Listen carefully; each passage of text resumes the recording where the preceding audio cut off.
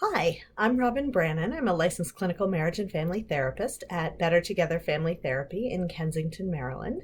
And I want to welcome you to this video on an introduction to executive function. We're offering this video as a way of giving the basics about executive function to our participants in our new executive function work groups.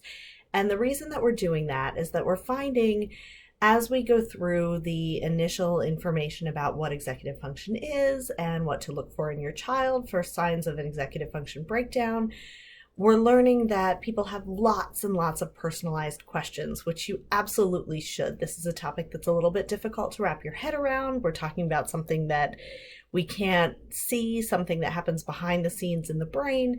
So it makes a lot of sense that people have a lot of individualized questions. But what we've learned is that that makes it a little bit difficult to get through the basic information about what executive functions are and how to support your child around executive function difficulties.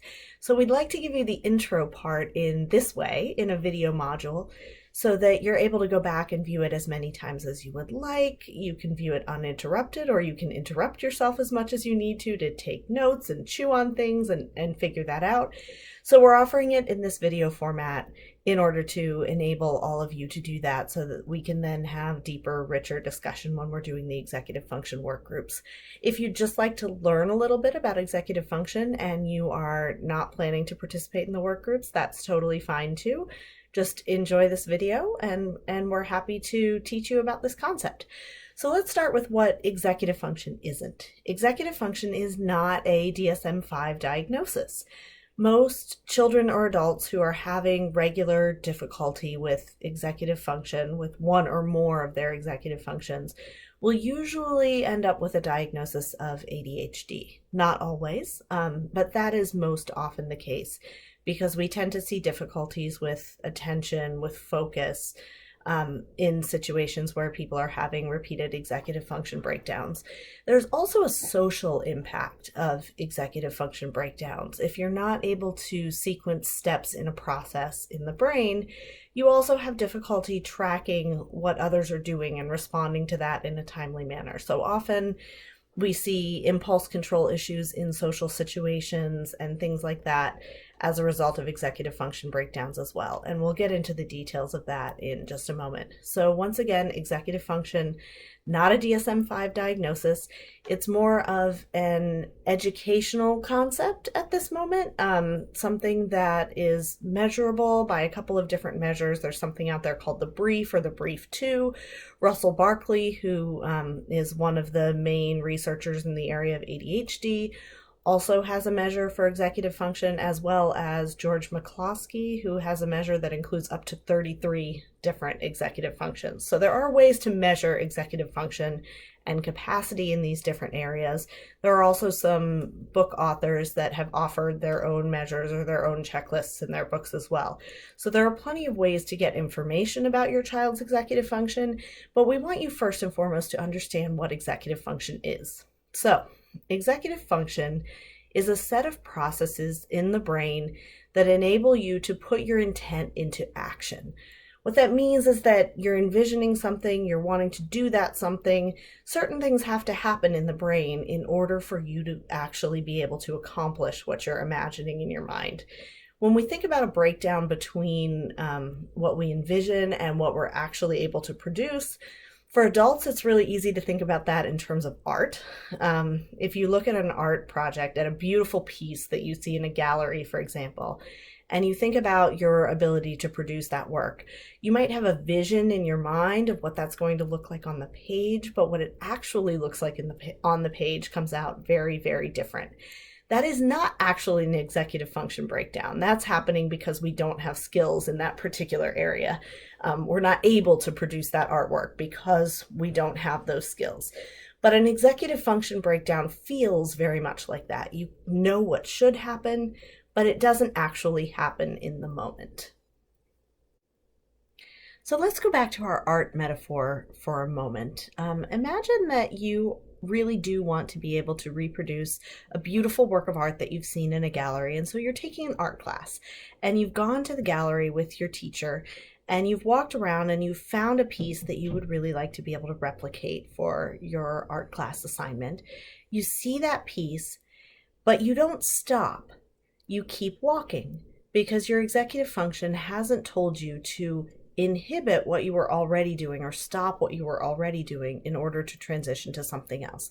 So you keep walking around the gallery, and perhaps your art teacher is there with you and finds that you're still walking around the gallery and comes up to you and says, excuse me, didn't you want to replicate that piece of art? And so you hear your teacher, you stop what you're doing, you attend to what your teacher is saying, and you start walking back toward the piece of art. But what you don't do is hold what your teacher has said in working memory.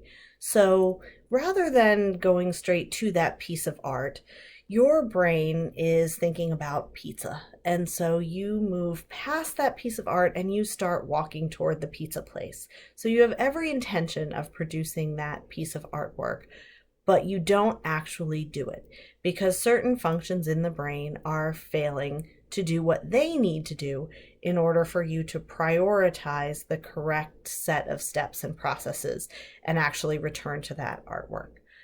So imagine that you do make it back to the piece of art and you want to reproduce it. How do you make that happen?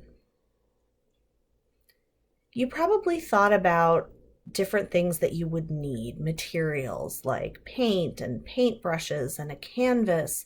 You might think about where you would obtain those things or in what order you would get them out. You might think about planning ahead for being able to use those materials at home. You probably can't bring your paints into the art gallery, you know that. So you might take out your smartphone and snap a picture of the work of art that you intend to produce later, knowing that you're going to need to remember some of those details. All of those pieces are executive functions, and they need to work correctly in order for you to be able to get through the task. Even if you're an incredible artist and you're able to actually reproduce the work, you need to be able to stop thinking about pizza, stop walking around the gallery, start moving toward the correct object, sequence the steps when you get out your materials, know where to find those materials, and plan and organize that project in general. So those are the kinds of functions that we call executive functions. We don't generally think about them.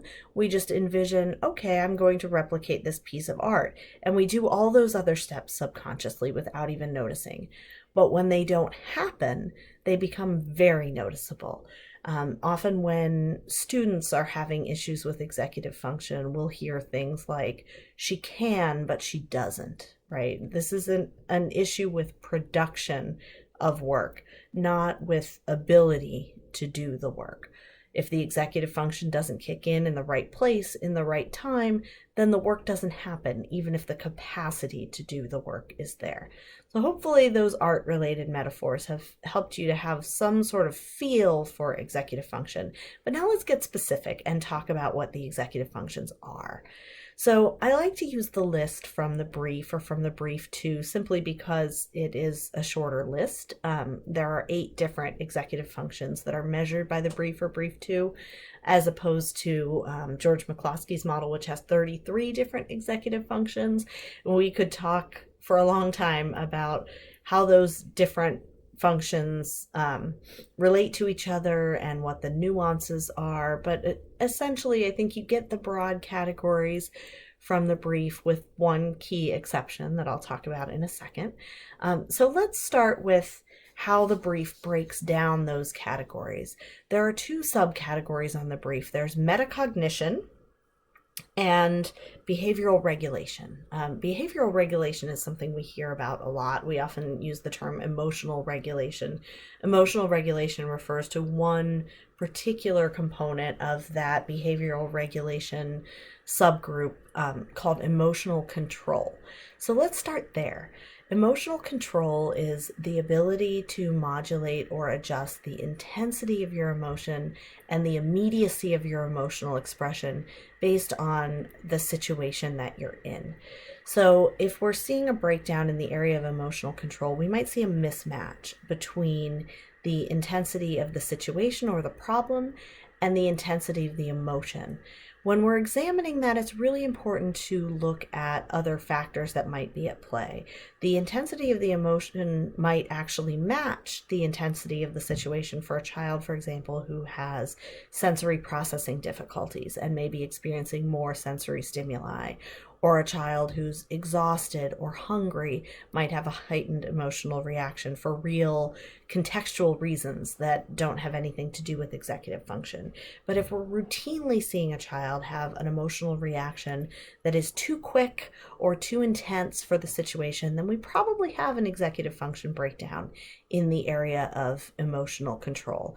Again, that's one of the pieces that goes into the behavioral regulation subset on the brief. I'm glancing over at a sheet here because I want to make sure that I give you these in the order that is going to make the most sense to you. So I've written some notes for myself on the side. So also in the behavioral regulation, we have the inhibit function and we have the shift function.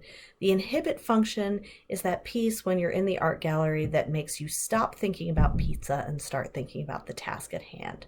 So we all have things that we would more naturally be doing in any given moment, and we need to be able to inhibit those other thoughts and behaviors and ideas in order to participate in the task at hand. So when you have a breakdown in the inhibit function, we have a child who's having a hard time stopping doing something else in order to start doing the thing that we're asking them to do. And that really is a function on its own. Being able to stop, put the brakes on, is something that takes practice for a lot of children. So that's the inhibit function. And then the shift function enables us to change from one task to the next. So it's not enough to just stop doing that other task. You then have to move your attention, your focus from one task to the next. So your teacher has said, it's writing time is over. It's time to move on to math. You need to stop thinking about your writing. Shift your attention over to your math. You'll also need to know where your math materials are, which we'll get to in a minute. That's a separate executive function. But you need to do that shifting process in order to be able to attend to the next task. That doesn't get you all the way there. There are additional things that you need to do in order to initiate or activate to do that next task, but the shifting has to happen or your effort goes in the wrong direction. It doesn't go to the task that is intended. So those three are in the behavioral regulation subgroup. It's emotional control, inhibit, and shift. And shift is really about regulation of attention. It's moving our focus from one thing to the next. So then we have the metacognition subgroup. I mentioned a moment ago that you need to be able to initiate or activate in order to participate in that next task.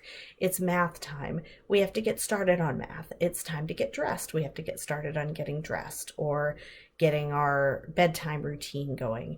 Each of those things requires initiation or activation. And if it doesn't happen, what you'll see is a child freezing. They get stuck in a particular spot and they're not able to move forward into the next task. They may know what the next task is. They may have their focus and their attention on doing that next task, but the act of getting started is a separate executive function. And if we have a breakdown in the chain there, the child will not get started on the task.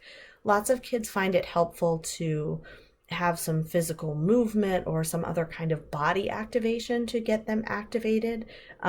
Kids that have breakdowns in this area on a regular basis usually need to develop a routine around a sequence of steps that gets them started on a particular task. And that's something that we can definitely work on in the executive function work group or in therapy sessions if you'd like to do that in a more individualized setting rather than in a group setting. But routines are usually the key to patching that, to helping kids get their initiation or their activation function really going. So then also in that metacognition subgroup, we have working memory. Working memory is the function that holds the information that we need for as long as we need to have it. So in the example around the art gallery, working memory would have been the function that you used to remember while you were walking from wherever the teacher encountered you and redirected you back to the piece of art that you were intending to replicate. You needed to remember in that time what you were doing and where you were going. You needed to hold that teacher's instructions in mind long enough to get to the place where you could do the task. That's working memory. So if we have a breakdown there, we might wander off in between point A or point B. Or for example, on a math assignment, you might need to write down the two different numbers that you're going to manipulate, but then in order to add those numbers or subtract those numbers, you have to keep awareness of both of those numbers. In order to figure out what the relationship is between two pieces of information, you have to keep those two pieces of information in working memory for what might seem like a very short time for us, but if we also have a child who has challenges with processing speed, it can be a very long time that they have to hold information in working memory. It may take some time to understand the first piece of information and then some time to understand the second piece of information needed for a task. And when we're having to take time and effort to understand that second piece of information, the first piece of information has to stay in working memory for all of that time. So this can be a lot harder than it seems. And when our kids get stuck in the middle of a task that we know they can do, say you know your child can add two numbers together, but they've pulled those numbers out of a story problem and they're trying to put them together in the right way, and they just get stuck in the middle of it, that may be a difficulty with working memory. And so we can discuss tools and ways to help a child who's having working memory deficits. I will say that working memory is a little bit more of a fixed characteristic. It grows over time. But we do see some kids that have long-term challenges with working memory. And when that's the case, we need to develop strategies that can be used throughout the lifespan to support working memory. Also in the metacognition subgroup, we have planning and organizing. So that's that sequencing of steps that you would need to do to copy that painting, right? You know that first you have to get out the paintbrush and the paint and the canvas or the paper before you can begin replicating that piece of art. Those steps have to happen and they have to go in a certain sequence, and you need to know that. That needs to be generated automatically in your brain in order to do them correctly. And if you can't figure out what those steps are, if that doesn't just pop up for you, then effort needs to be given in that area in order to make sure that you can set up a plan, you can organize. So that's, once again, that is a skill, that is a function that can be rehearsed. We often say neurons that fire together wire together. So if we intentionally have those neurons fire together time and time again, then ultimately those neurons will wire together and your child will have a process for planning and organizing that can then be applied to a variety of different situations. So planning and organizing, again, is a separate executive function. You can see why there would be a lot of kids with executive function difficulties who would have an ADHD diagnosis, because that's what we think of when we think of failure to complete tasks or to organize work or to organize materials. Organization of materials is a separate executive function under that metacognition subgroup. So organizing materials means putting things in the same place again and again, knowing where to access them the next time. There really are a series of functions there. That's where something like McCloskey's model breaks it down a little bit further, and that storage of information and retrieval of information, those are separate steps in the way that he looks at it. But that overall organization of materials, just knowing that things have a place and they go in that place routinely.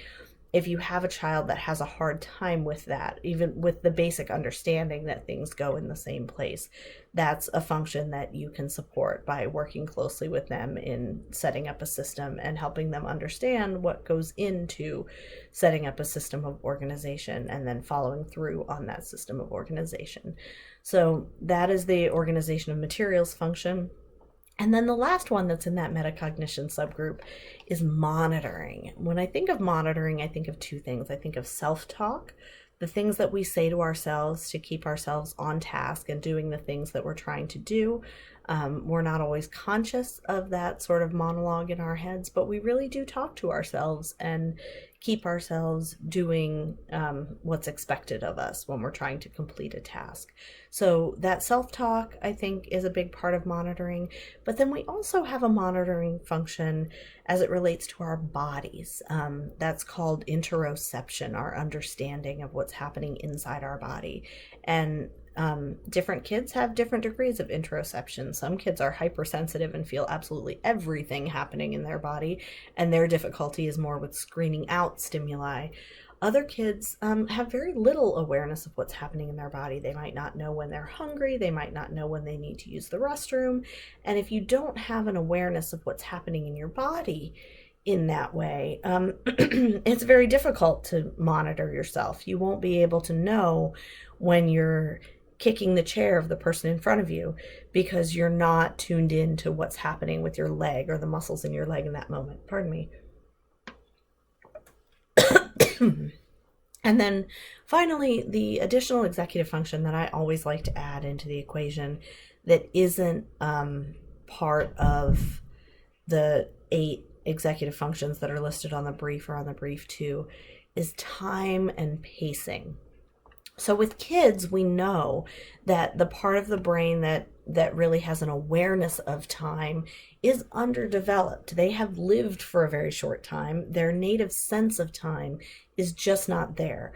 But awareness of time is very important. It's a critical executive function. We need to know how long something is going to take in order to pace our work production so that we make it within the time frame. If we're trying to get out the door at a certain time and we have a sequence of steps, again, that's that planning and organizing, those have to happen. We have to inhibit things. We have to start new things. There are many, many executive functions involved in getting out the door in the morning, but we need an overall sense of time.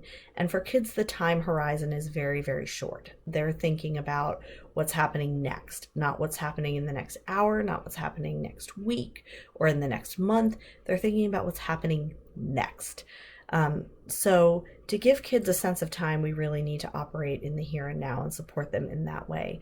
When we have kids that are struggling with their sense of time, what we'll find is that they're not able to speed up or slow down their effort according to how much time they have. They can't really regulate that piece. So you might see a breakdown specifically in the area of time. But many, many kids need support around understanding time and the timing of things.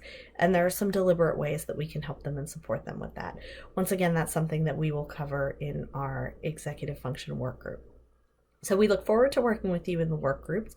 Please go back and review this information as often as you need to so that you can start to understand perhaps where your child may or may not have executive function difficulties and prioritize some of the things that you would like to be working on.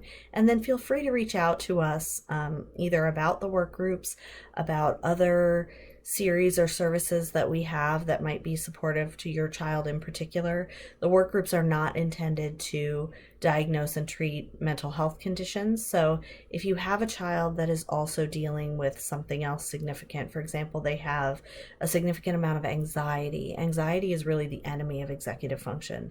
So we can see if anxiety is very, very high, that executive function might be very poor when that anxiety is high. But if we treat the anxiety, then executive function across the board may improve.